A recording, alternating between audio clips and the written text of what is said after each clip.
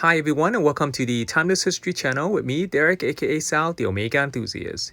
In recent year, a handful of watch companies have strived to produce the thinnest watch in the world. In the present day, innovating and creating the thinnest watch has become highly competitive in the horological engineering, where one brand competes with several other brands to break new records. But are these watches made for me and you? Most likely not, as you'll need a deep pocket or be part of the elite class to afford or even be in line to reserve one. However, several decades ago, a thin watch represented luxury and was produced for high-end gold dress watches at a reasonable price.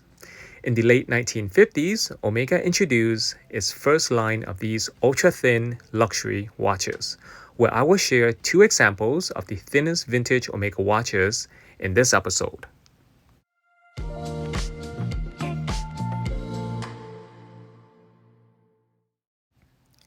These watches are about the same thickness as a Canadian loonie and as thin as a mechanical watch can get. They are still considered to be among the thinnest watches today. This first piece is made of 18K white gold with a case shape similar to a Cartier tank, dates to 1958 and is under case reference 14451. The case thickness, including the crystal, measures 4.4 millimeters, which is extremely thin. It has a case dimension measuring 25 millimeters across, excluding the crown, by 32 millimeters from lug to lug. The second piece in 18K yellow gold dates to 1961 under case reference 14738. It is slightly thicker than the first piece, measuring 4.6 millimeter thick, including the crystal. The case dimension of this piece measures 32 millimeters across, excluding the crown, by 32.5 millimeters from lug to lug. I'm pretty fortunate to have these two pieces as they are quite rare. In addition, they still come with the original leather straps and buckles.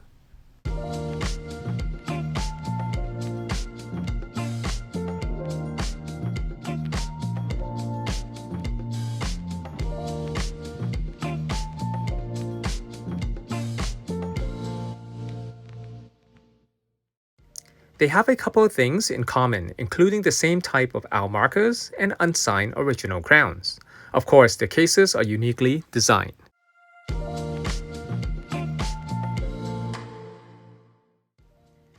The tank piece has a limestone crack texture going down the center of the case, blending the same texture as the dial, while the round piece has a concentric circular steps bezel.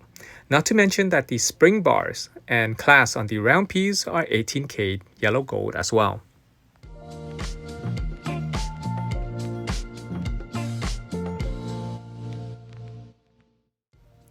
While these are beautiful classic vintage luxury Omega dress watches, they are not highly collectible or sought after in the watch hobby. However, as an Omega collector, I know that they are a significant part of history, which is why I am so glad to include them in my collection.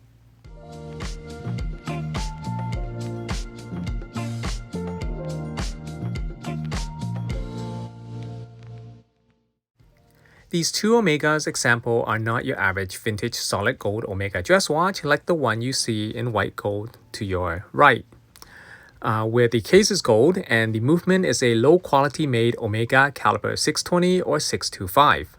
These two Omegas are powered by an Omega caliber 540, one of the thinnest high quality manual wind movements made during the late 1950s to early 1960 with a thickness of only 2 millimeters. However, it is not an in-house Omega movement. Caliber 540 is a modified caliber based on a PAJ 9P movement, introduced in 1957. You can still find a variation of the 9P movement in modern-day PAJ, which speaks volume about how great this movement is. Working on one of these dedicated movements requires steady hands and patience. With that said, caliber 540 is not the thinnest Omega movement. The thinnest Omega movement is a caliber 700 introduced in 1964, which is the successor replacement of the caliber 540. You can watch an entire video about it from the link above. As always, I hope you have learned something new and enjoy watching this episode. Please support the channel by hitting on that thumbs up button below and consider subscribing if you haven't done so. Thank you for watching, and I look forward to seeing you in the following video.